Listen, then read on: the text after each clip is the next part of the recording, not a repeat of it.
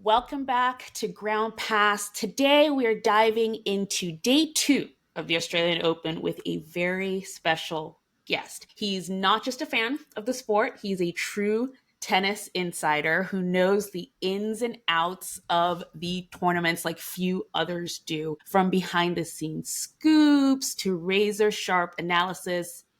Craig Shapiro brings a perspective that tennis fans can't get enough of. At least I can't anyway. Craig, so good to have you back on the show. I'm super excited to dive into our conversation. How are you doing? Very nice to see you, Anastasia. This is my tree canopied headquarters. Just about 20 minutes with a 10-minute walk and a 10-minute tram ride that's free to, Melbourne Park, to the tennis, this place is a dream. And it's nice to see you. It's great to see you. It's great to see you. I'm looking at your view out the window and I'm just thinking it looks like such a gorgeous day. But before we jump in, I think I've been kind of leading all my episodes with this. It's impossible to comment on anything without mentioning what's going on in Los Angeles and California with the fires. And I know you live partly there most of the year as well, right? I think I split the year 20 weeks and 20 weeks between New York and LA, and then I think it was probably about 10 to 12 weeks out at tournaments. I was my neighborhood was evacuated like 2 hours after I arrived at the airport, and they got that fire under control super quick. But Qantas doesn't have Wi-Fi on their planes, which is unbelievable. So we had sort of like, especially for such a long flight. It's crazy. So 16 hours, not knowing what was going on.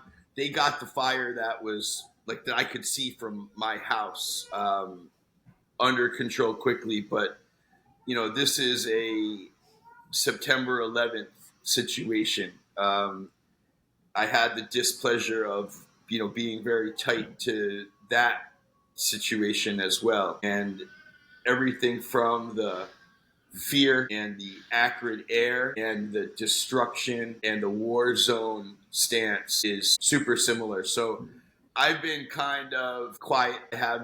I'm waiting, my brother and my sister-in-law, my nieces have had to sleep out because they're right on the warning line in Encino. It's the worst thing that ever could happen. Like a year or two ago, there was huge rain, and all that rain became fuel up in these neighborhoods and these mountains and these canyons. And that's kind of what makes LA amazing, is that the mountains are so tight to the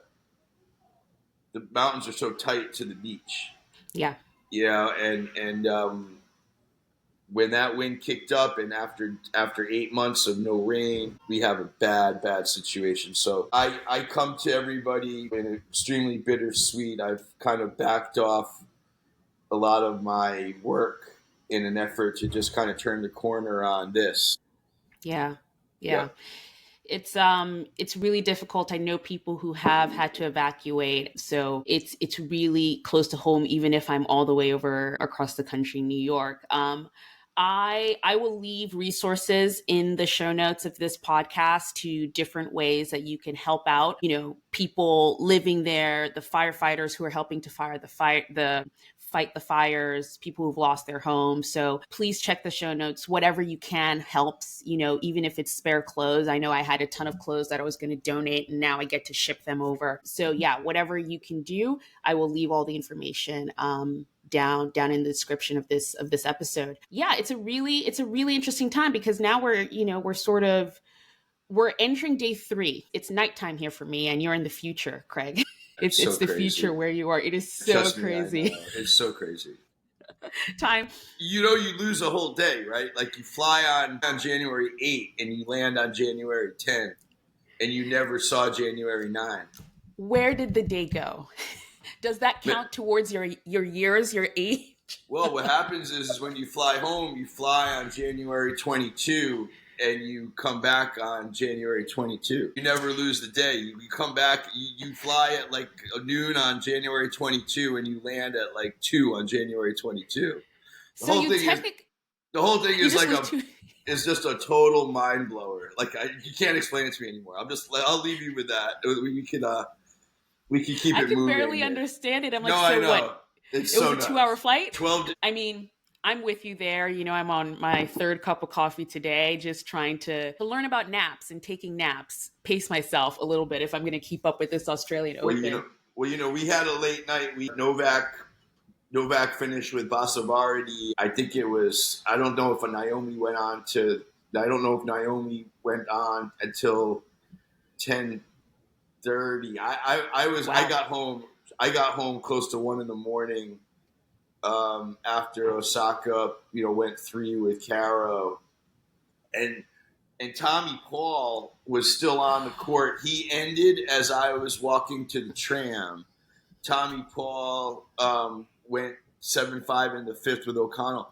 Yesterday was actually like one of the most. It was an unbelievable day It seemed like it.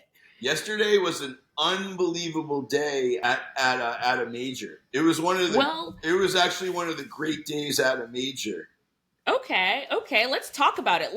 Let's break down day two of the Australian Open because first of all, the order of play was crazy. I spent the night watching matches. I think I went to sleep my time around midnight. I woke up. Tommy Paul was still in the second set, and I was like, "Wow, we're going we're going all in here." Just as a general overview, what really stood out to you day two of the Australian Open? Was it just the packed schedule, people? It was a Monday, basically. Well, first of all, Sunday was one of the softest days, and then it rained Mm, torrential. One of the great things here is that like Australia Channel 9 is like the NBC of Australia, and they pump and they have their like morning show, their Today Show, and they pump the tennis hard, and they're on the tennis in a way that the Today Show just isn't, right. Like we don't right. for during the U.S. Open. They do everything so nicely down here down under, and the weather report said, Melbourne has experienced some of the nicest weather in the history of the city until Okay. until Sunday. And Sunday, the thunder and the lightning was illmatic. It was the Very, hardest. very frightening. It was the hardest, craziest rain. And then that day was so soft. But Monday was one of the great Mondays. And there was a moment where I actually tweeted or posted that Novak, Carlitos, Kyrgios were all like on court at the same time. On 3 show courts, Yeah. and then every court had heavy action. Like the scores Wow. were crazy. I bounced out of Kyrgios's match after the first set and went to court 13, way out, the farthest court out of this whole, like it's like the deepest court. And Elise Mertens was clawing her way back into a brawl with the Swiss player Golubic, who, if Mm. people haven't seen Golubic play, she's got this one-handed backhand that I actually think is as nice of a one-handed backhand as you could see aesthetically. It's beautiful. And they were brawling out there. The vibes, the vibrations out in the grounds were tip top yesterday. It's a very dignified crowd for the most part. There's a lot of, nationalism, but I hope that's not the wrong word, but there's a lot of like Chilean people going for the Yeah. Chileans. There's a lot Mhm. of Brazilians going nuts for the Brazilians. Or like I saw that on Yeah, day it's great. one, that guy Hadi from Lebanon. It seemed like he had such a huge Lebanese There's a, contingency there. there's a ton of Lebanese here. There's a ton of Greeks here. It's a great tournament. I just can't say enough about it. And then the price is right. Like in addition to it being affordable in Australian money, the exchange rate is bonkers. The exchange rate Ooh. here is bonkers. So it's 60 cents to an Australian dollar. So if you do the math, $20 Australian is like 15, or it's like less. It's like 13 or it's like 13 or $12. Every time you get a check, you like want to like stand on your head and celebrate. Seriously, you just want to go nuts. It's like so exciting. Whether you're in a restaurant or you're at the tennis, it's just the best. It's the best. Yeah. So what is actually, I haven't been to Melbourne or, the Australian Open. What is the layout? Is the tournament in the middle of the city? So it's just like the way if like you were imagine if the tournament was in Central Park. So you could just, no way. Yeah, kind of. Yeah. Yeah. Yeah. Yeah. Oh, that's so cool. And, or even better, it's like imagine if Central Park had the tournament and Central Park was on the East River or the Hudson River. So you could walk down the river. You could come down from your apartments. You could take a tram down. And then that whole downtown is like full of like, badass little restaurants, street art. It's just it's a really great, people get psyched out by the flight. I don't get psyched out by the flight. I go like this, like a wombat. I just go and sleep. Yeah, I cross my arms like this, and I put my head down, and when I come back up, there's 6 hours left. Then I watch one episode of Game of Thrones. Then there's 4 hours left. Then I go back to sleep. Then I'm up, and I'm gone, baby. I'm right in this. Yeah. I'm in this. You get off the plane, and you get off the plane, and you just rock. Yeah. Yeah. You don't lose days on this side of it. You feel good coming out of here. That's awesome. That just sounds like such a great setup. I can almost imagine you leave your apartment and then you bike over to this Grand Slam, and you can bike over a lot, and their bag policies are such that people will like buy a grounds pass and just like do their work from the grounds. People will just go out there to like party hardy. There's kind of like a little nightclubby situation. There's a Peroni tent that I maintain is the most delicious draft Peronis. They made the cup a little smaller, which I'm not happy about. But there's nothing like it. Like when the sun's pounding and it's hot, you can get a draft Peroni for $9 Aussie, which is like $5.50. Wow. Yeah. That I don't do a ton of eating and drinking at tennis tournaments, but if that's but usually like one day or one evening during a tournament, I'll go twist it out with like I've got a friend or two here that I'll put down. I take the credential off. I never like enjoy myself with my credential on. I take the credential off, and and then you're just Craig. No, I just try to enjoy myself, and we have a few beers and sit out in the sun and maybe go watch some tennis, maybe just talk to each other. But this is a really fun tournament. It is a fun tournament. Just listening to you, Craig, I'm calling Qantas. I'm going to start thinking about booking this flight because it just sounds great. And I mean, it looks gorgeous out your window right now. And other than the thunderstorms, like what is the weather like? Is it super hot? Are we talking New York humidity? Yesterday was a very dry, nice weather, but it was like actually one of as nice of a day as you could have. It was like just a dry spring day, like you'd have in New York, no humidity in the air. Wow, there's no humidity in there. It's just really nice. But which was interesting because, very rarely do we see pro players get their lungs blown out where you can see a player huffing and puffing and unable to catch their breath, going to the changeover, coming back out, unable to catch their breath. And that's what Novak did to Basavareddy yesterday. And I hadn't really seen that. We used to joke around about it with Agassi. It's like Agassi would do that to players Yeah. he might lose the first set, most likely not, but he would, usually the score would be like 7-5, 6-4, 6-1, or 5-7, 7-5, 6-4, Six. 6-1. And by the Yeah. time you got to 6-1, the player was like, that player would need an IV. That player would be hospitalized. Like Andre would Well, hospitalize players, and that's what Novak did to the kid. But the weather, in the sun in the afternoon, I think it was pretty hot in the sun for people, okay. but it was nice in the shade. It was beautiful. Today it feels a little cool out there. I think it might be a similar day today.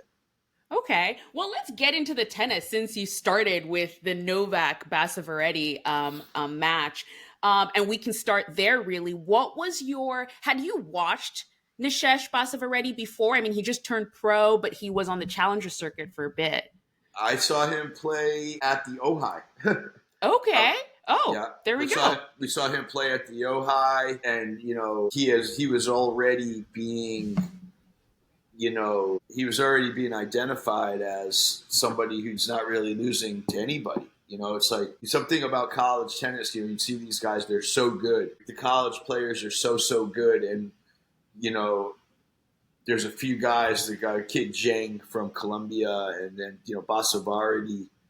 They're beating these guys who are 13 UTRs, 2-1, and that was, we were hearing about that. Then all of a sudden, this kid started, he turned pro and he started, winning matches, and the level in pro tennis is so high.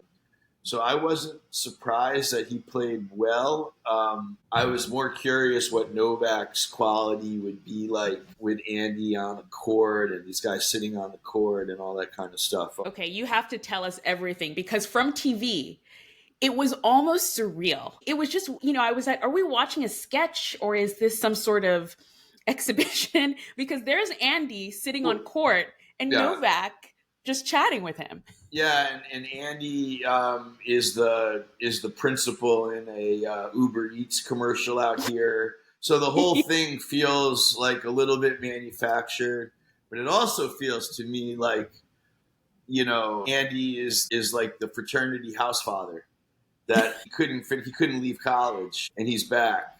He can't leave. Guy retired and he's back, in the players' lounge.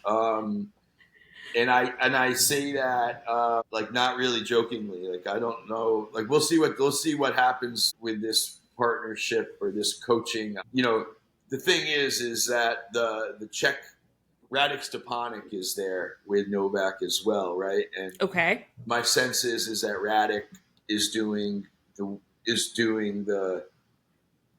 real work for a salary. Like the day-to-day. Is doing the real work for a salary and a piece of the action, and Andy is there in some other role. Yeah, because I guess Andy, from my understanding, they've agreed to work together through the Australian Open. So this might just be a short-lived venture. But it seems like, when this was first announced, I was shocked like everyone else. But then watching it go through and actually happen, it seems like, Novak seemed to maybe he needed anything, whatever it is, Hey, listen, the Pro Tour is fun. It's fun. The Pro Tour is fun. You need go, a buddy. You get it. Yeah, you get a car picks you up. You stay in a penthouse suite. Car takes you to see all your friends. You go in. Everyone's so happy to see you. You've been doing it for 20 years. These guys get a little institutionalized, is what I think. But we'll see. Novak. If this is Novak's last year, he's allowed to do whatever he wants. Right. This is his second to last year. He's allowed to do whatever he wants. What he did to that kid last night was impressive, to say the least. To blow out a 19-year-old's lungs like that was wild to see. By the end, the kid was like, he was like a jellyfish. He was like flopping around like a jellyfish out of the water. He couldn't. And he can still. Yeah, I guarantee you, he is laying in bed right now, just like wondering what happened to him. He got knocked around like Floyd Mayweather would do that to fighters. Floyd Mayweather would like punish a guy for round after round after round. By the end of it, you're looking at him, the guy's like sweaty and disheveled and his face is punched in. That's kind of how I felt about Basavareddy. Oh, poor Novak, kid. Novak looked so like crisp. Novak looked so crisp. Yeah, he wasn't even barely sweating. It felt like by the time once he got to the back end. That's cool. I mean, I've had the pleasure of talking to Nishesh at a challenger, and the one thing he did say he was working on was his fitness. And, I guess this was sort of a lesson in what else he needs to do to improve his fitness. Yeah, and it's so crazy. The pro tennis tour is no joke. We saw that. Jim Courier, to me famously, but I think privately, said that you can't cheat the miles, and I think we saw that with Nick Kyrgios, that his inactivity essentially brought him to the point yesterday where he he couldn't win, right? Like he just couldn't. Yeah. Win. But you can't cheat the miles. The injuries kind of when you're not doing the work week in and week out, you get injured, and then when you get injured, coming back is a super long way back. Sorry, you were gonna ask a question. Well, I was gonna say, what was that? Moving on to that match that he had with Jacob Fernley. I had listed that we do this watch list thing on Ground Pass where we post like the matches we want to watch if we were on the grounds, and I was guessing that court was going to be not only packed but just for poor Jacob, a very hostile situation. What was the energy like on that? It was less of a circus than I kind of privately had hoped. Like I really okay. Yeah, I really wanted to if there was gonna be a riot, like I wanted it to be I wanted to be there to see something really selfishly. I wanted to see him like take a set and call for an umpire to be taken out of the chair. Yeah. Like I would have liked to have him like throwing out guys in the crowd. Like I wanted it to go nuts just privately in my mind, but it wasn't. Nick was, I thought he was, I think he either knew he couldn't win or he, I don't know. I don't know. It was the one thing I'll say is that kid, that was the thing. It was like Novak, Alcaraz, and Nick are box office, and Osaka. People stayed for Osaka late. Yeah. No matter what you think about them, no matter what you think about any of those four players, they are the sport's, in my opinion, their biggest stars. Right. Bigger than anyone else. They get top billing. Nick Kyrgios is as big of a star as it comes. Period. People can argue that against me, but I will tell you, there's nothing like it when that guy is on a practice court or walking around. And the grand shame of that is that he doesn't play enough tennis, right? He's essentially off the tour. I like it when Nick was playing tennis. Like I thought that was a lot of fun. Yeah. But what did you think about Jacob Fernley, his opponent? I think that kid he did the work. He went from 600 to 80, and his body is rock solid. He doesn't have an ounce of fat on his body. He is all business. He comes to work. He puts it. He's a. I hate to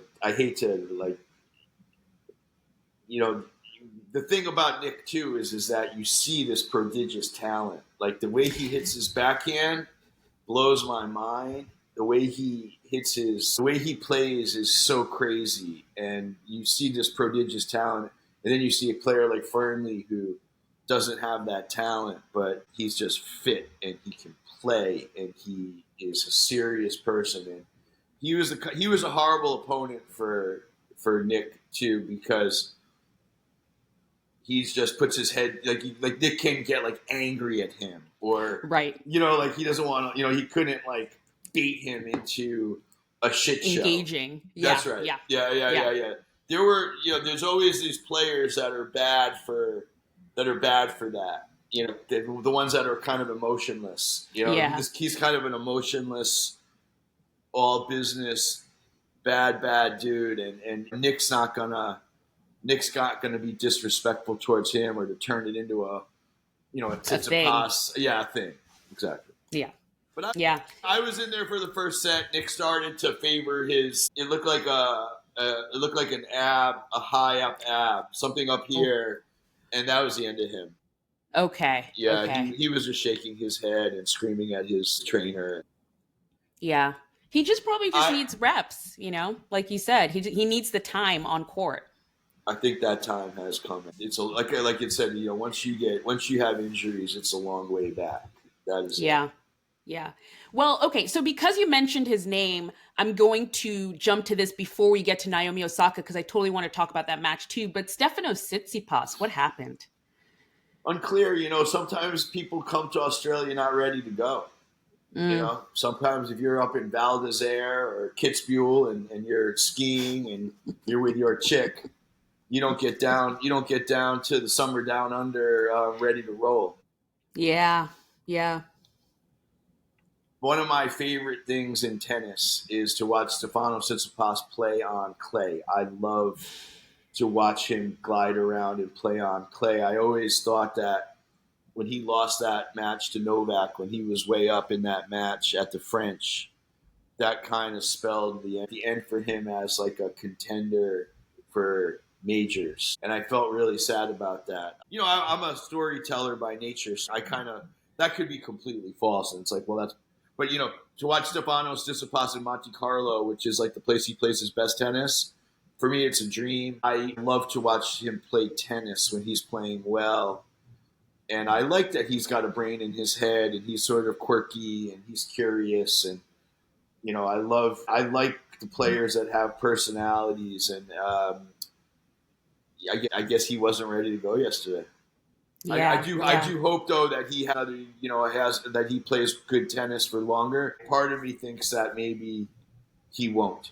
We'll see. We'll see. I mean, there was Mickelson there too, and I think I've watched Mickelson for a bit, and he's doing well too. Yeah. No, he's bad to the bone. He's a mean, serious young kid, and he can play. And he's one of these guys that has a Marty Fish like tick where he competes well. He's one of those guys that is like he just competes very, very well, and he competes and he just competes very, very well each and every point, each and every match.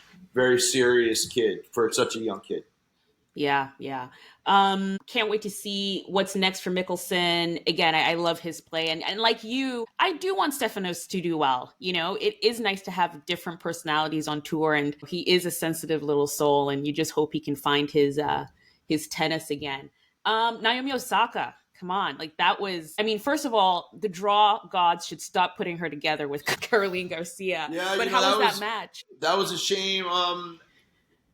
That match came after the Basavareddy Novak match on Rod Laver Arena. It was late, and I thought that massive amount of the crowd stayed for it.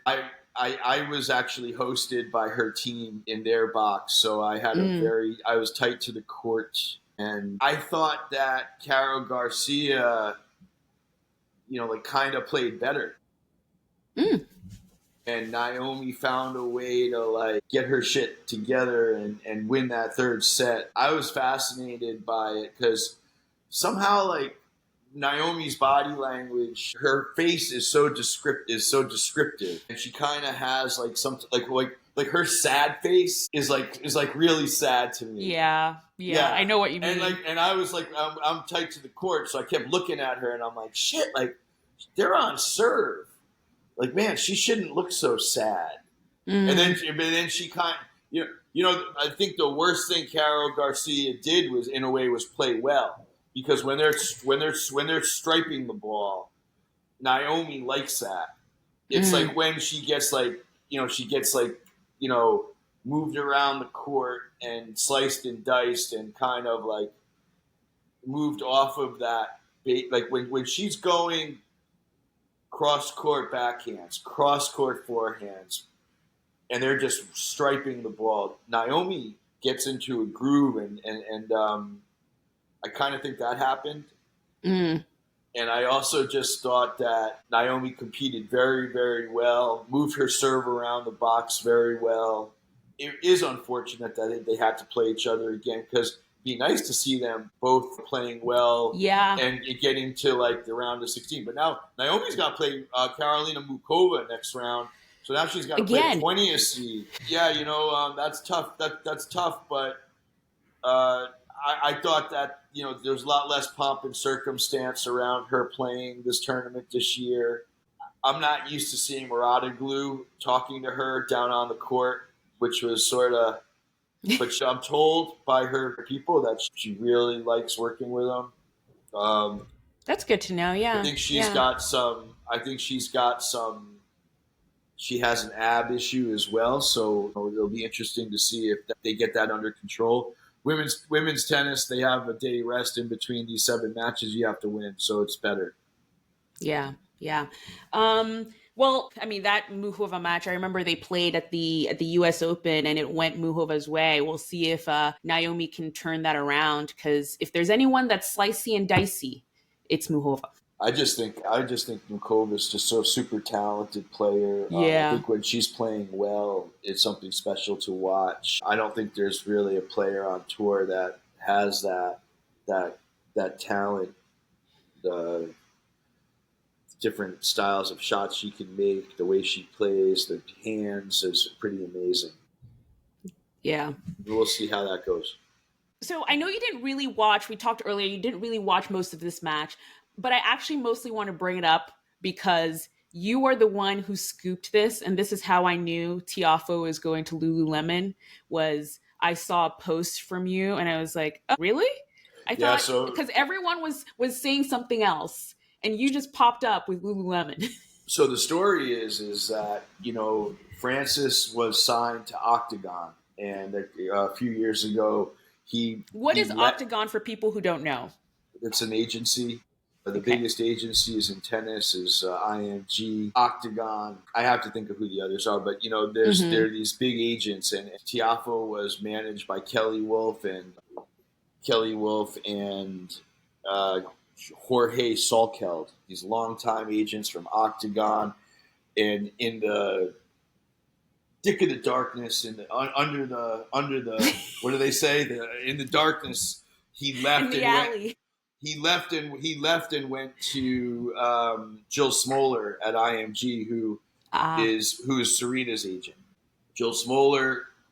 So he's a Nike contract. When that Nike contract ended, the IMG WME people got a deal done with Lululemon. Lululemon, the head of marketing, is very close friends with the head of the guy who does the marketing deals for William Moore, the WME people. So that deal got done.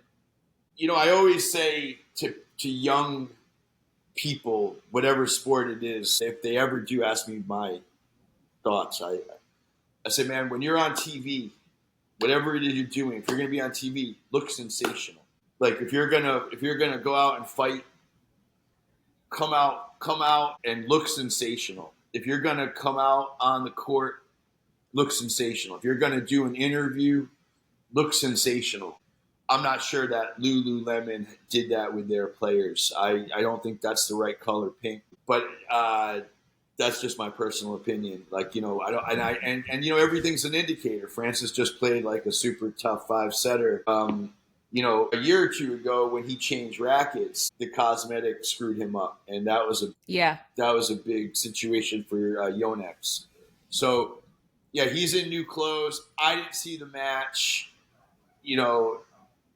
I guess time will tell what the Hugo Bosses and the Lululemons, they don't make the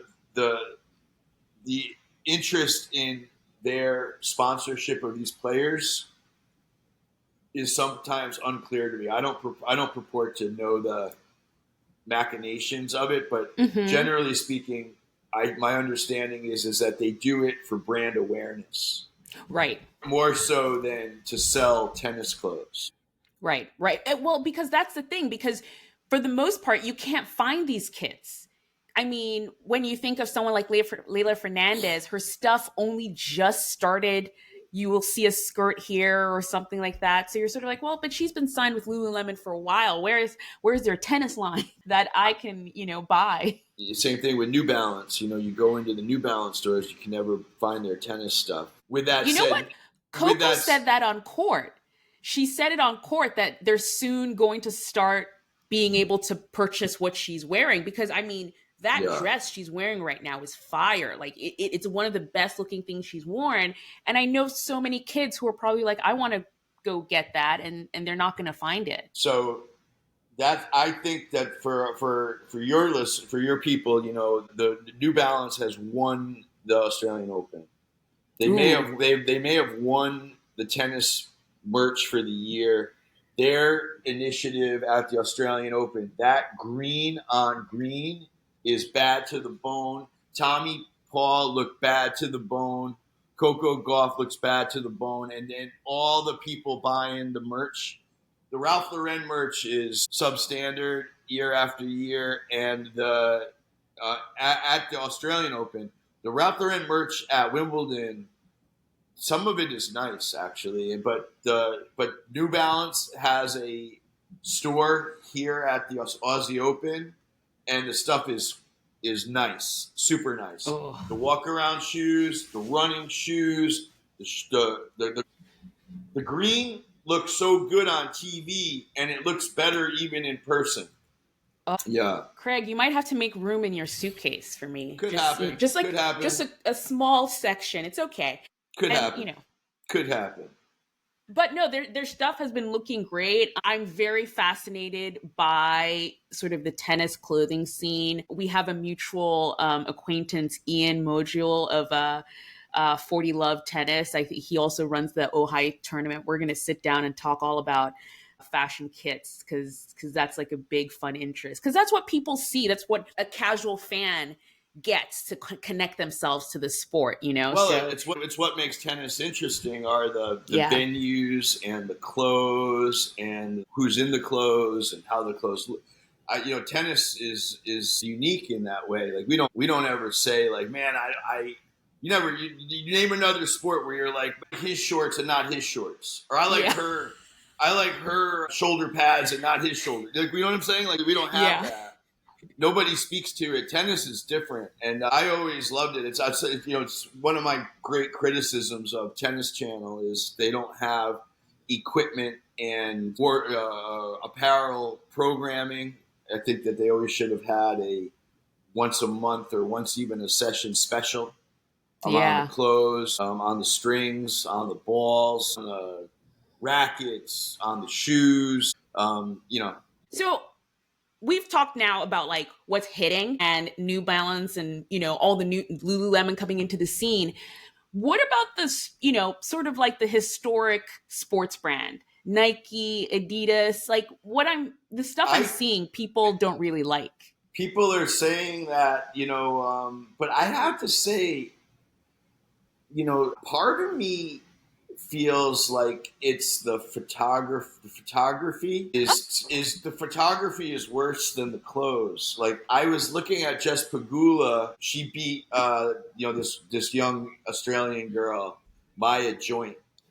I was looking at her and I said to my colleague, I said, man, I think that color red looks pretty good in real life. I think she looks pretty good in her clothes in real life. I thought the same thing about Sabalenka. I thought Sabalenka's clothes, same thing. I was tight on the court. I was tight to the court for her match against Sloane Stephens on Sunday.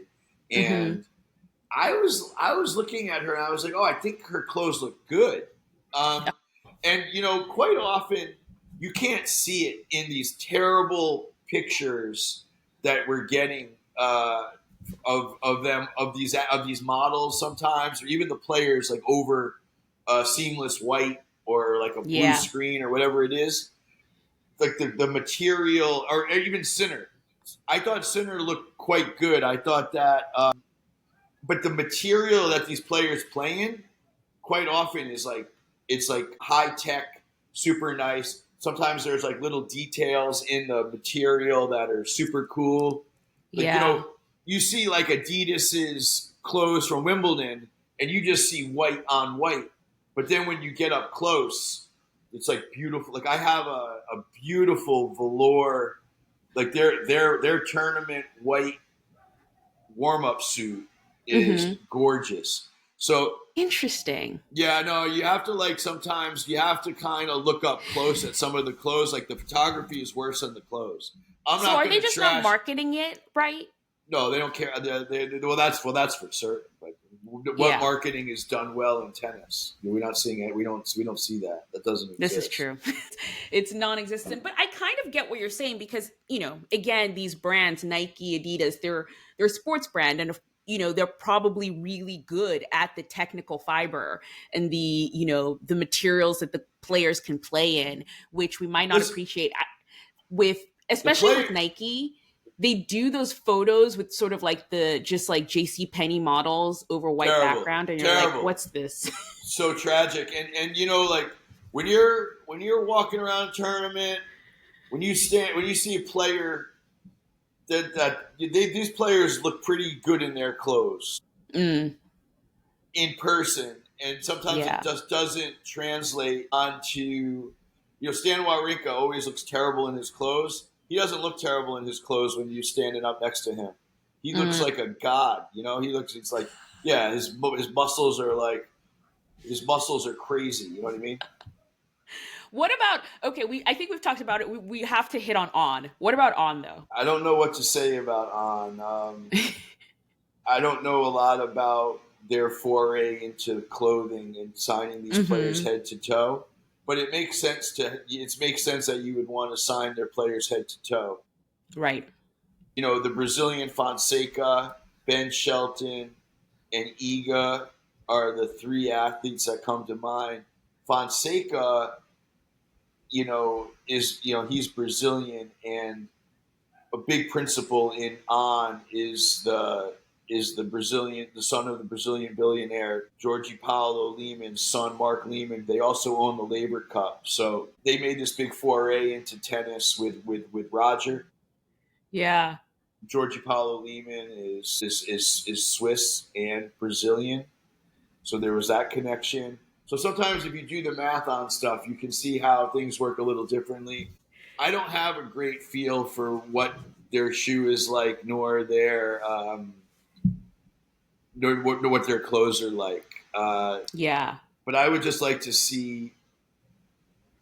I don't know. I like to see players in good clothes. I like to see players in bad clothes. I like to see players, that can't dress themselves. I like to see players that can dress themselves. I don't. I like it all. Like for me, it's all a lot of fun. That's why we're talking about Yeah. it. Yeah. Yeah, no, I completely agree. And this is also why I love talking about you. Like, you have these, I'm going to put links to all your newsletter, your social media. I'm going to put links in this show note. And guys, Craig is a good tennis follow. I'm just going to say, because I learned so much about like the inside world of tennis that you don't usually get sometimes. And like that little story you just said about, Brazil, I was like, that's great. The devil's in the details, and Hmm. somehow what's happened in tennis is that we don't have fans anymore. We have either fanatics or we have people that come in for the U.S. Open for a couple of weeks. It's like there's different groups. Somehow the politics and the business doesn't get disseminated in the way that it does in NFL or NBA Hmm. or Major Yeah. League Baseball. So or even the NHL. Like so, there's kind of like a rhyme to my reason. Like I'm trying to sort of, do that, right? Like say, Bring that vibe. well, Yeah. say like this agent did this deal Yeah. and it was a deal that got done as a payback for this deal. And these guys don't like each other and this and this. And it all sort of, so then all of a sudden, when you're watching that match, there's more going on in the match.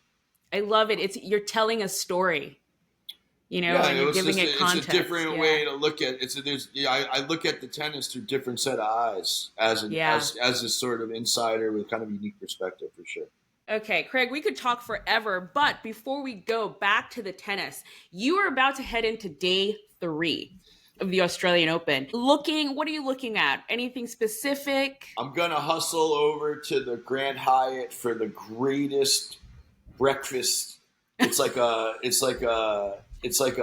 football field of or a cricket pitch of everything. There's like dim Oh, sum. There's every single food and every. You know, it's like a giant tennis event. I'm gonna move there quick because they close at 11. Then I'm gonna go to Margaret Court. I'm gonna take a look at Holger Rune. You know, I had his mom on my show a year ago, probably 11 months ago, and I have interest in seeing what he is going to do this year. I'd like to see him play well, yeah. and I'm going to go watch him. He's first on Margaret Court, and then I'm just going to play it by ear. I got to see what this day looks like. There's a big difference in the days. The Monday, like the Wednesday now, is going to be chock full of nuts, and the Tuesday, Thursday is soft Mm, okay. with players. So, you know, and I'm just waking up here actually, so I got to kind of get myself sorted out to see what the day is going to bring. Awesome. Well, I am excited to see where are you posting during this Australian Open?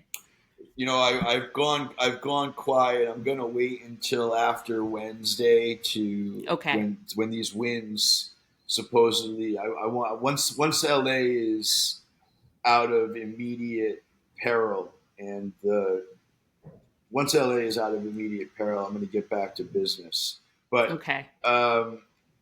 you know, I'm a contributor to the Second Serve, which I think is really the premier periodical in tennis now. Open is the print magazine. Second Serve. There's a weekly newsletter that's typically written by Gary Nathan of the Defector and Second Serve. Second Serve, it's thesecondserve.com, is really a great place to get your news. And Ben Rothenberg is doing an unbelievable job in his newsletter. Ben Rothenberg's newsletter is unbelievable.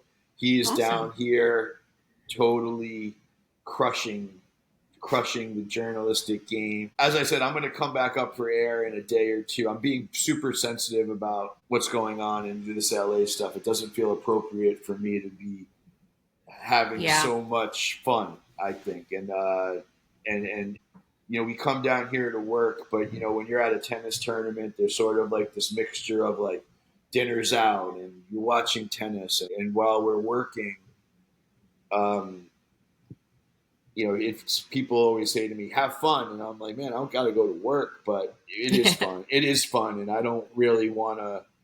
I don't really feel comfortable showing too much fun for another few days until these winds calm down in LA." Completely understandable. I will leave the links to all of those Yeah, please. places down below, and we look forward to having you back, and hopefully the fires just ending in California, or at least slowing down. Craig, thank you so much. I love talking tennis with you. It's a good time, and go get that breakfast before it No doubt. closes. Thank you very much.